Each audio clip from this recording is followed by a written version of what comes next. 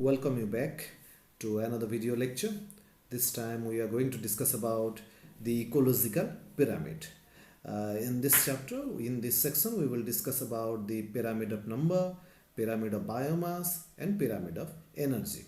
So basically our effort is based on, we are concentrating on the relationship between various trophic levels in terms of their number, in terms of their biomass and in terms of their energy. Got it? So let us start the video. Now, as far as your trophic structure is concerned, it is a characteristic feature of each ecosystem. So you know that trophic structure is nothing but it is a producer-consumer arrangement. Okay, that is the interaction of food chains between various biotic components of an ecosystem. It is nothing but the interaction of food chains of various biotic components of an ecosystem. Got it? So the ecological pyramid was first given by Charles Elton in 1927. It is the graphical representation of the relationship between various trophic levels. Now, ecological pyramid, in an ecological pyramid, basically the base is occupied by producer and they are followed by herbivores, carnivores like top consumers. Okay. So, ecological pyramid is basically a pyramid like structure and it was first given by Charles Elton and its base is occupied by producers. Ecological pyramid are of three types: the pyramid of number, pyramid of biomass and the pyramid of energy. As far as pyramid of number is concerned, it is nothing but the interrelationship between producers, herbivores, consumers at each trophic level, okay, and on the basis of their number. Okay, how many of them are found and how they are interrelated to each other in terms of the number. That is what we are going to show in pyramid of number. Your pyramid of number can be upright as well as inverted. You have got various systems where the pyramid of number can be upright, like your grassland ecosystem, and also you have got some systems where pyramid of number can be inverted, like your parasitic food chain. So how they are upright and how they are inverted, let us discuss in the next slide. As far as your pyramid of number, upright pyramid is concerned, you can say that it looks like this: the grassland ecosystem. The base is occupied by your producer, that is your grasses. Then they are followed by your primary consumers. Then they are followed by your secondary consumers. So here you can see quite clearly that it is an inverted one, because the producers in a grassland, the producers are mainly grasses, which are actually maximum in number, isn't it? And your herbivores, that is the primary consumers like your rabbits, mice, etc., they are lesser in number as compared to your grasses or producers. So they are represented by smaller structures, isn't it?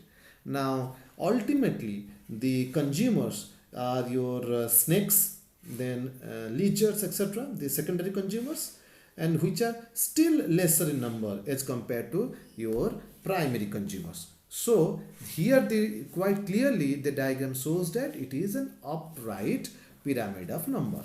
But while entering into the inverted pyramid of number, you can see that your pyramid of number here is somewhat different. Okay, let us consider about the parasitic food chain. Here in the parasitic food chain, the pyramids are always inverted. How? There may be presence of a single plant. Okay, let us consider a single plant. Okay, so it is the producer here. On this single plant, that is the producer, it supports the growth of many herbivores. Okay, many herbivores. It supports growth of many herbivores. Now, the herbivores and each herbivore in turn may provide nutrition to several parasites. So the parasites numbers are more than the herbivores, isn't it? Parasites number are more than the herbivores. and thus from producers towards your consumers, that is number of organisms, they gradually show an increase, hence making the pyramid an inverted in shape. So you can draw the diagram in a very perfect way. In this way, here there is presence of a single plant on which many your herbivores are present, which may support the growth of many herbivores. Okay, and the herbivores in turn may support many, each herbivore I can say that may provide nutrition to several parasites. Okay, which support many hyperparasites. So let's look at this diagram. Here the number of producers is definitely less, then the herbivores is definitely more than producers.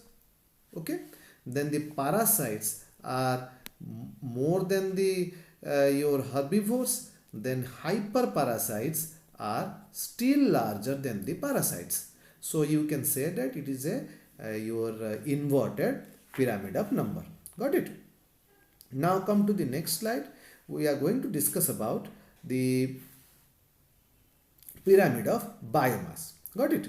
So as far as pyramid of biomass is concerned, it shows a relationship, I mean interrelationship between various trophic levels in terms of their what you say, in terms of their biomass. Okay, so what is that biomass, by the way?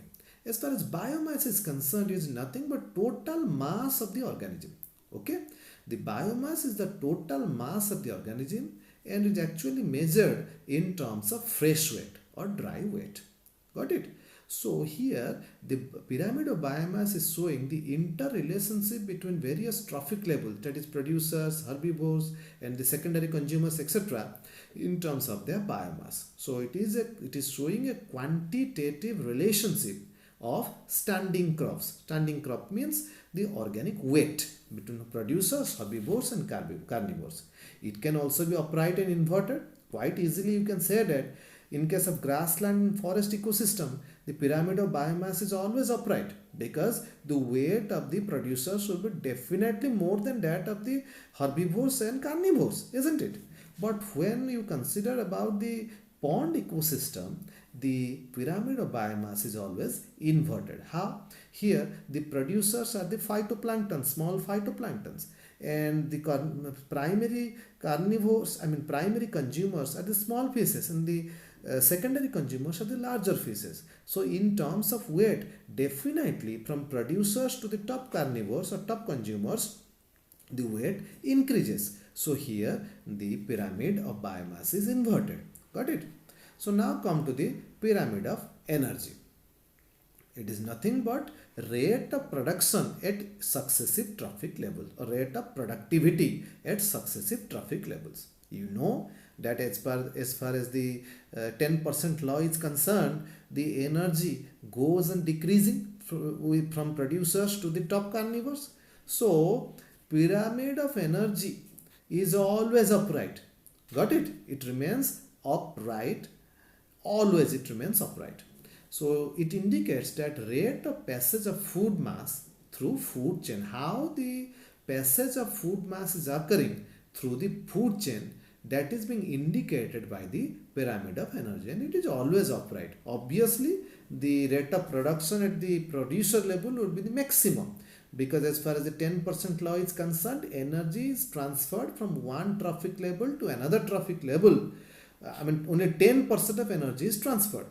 Got it? So pyramid of energy is always upright. This is what your ecological pyramid. Got it? So I hope this video would be helpful for you in understanding the pyramid, ecological pyramid. Thank you.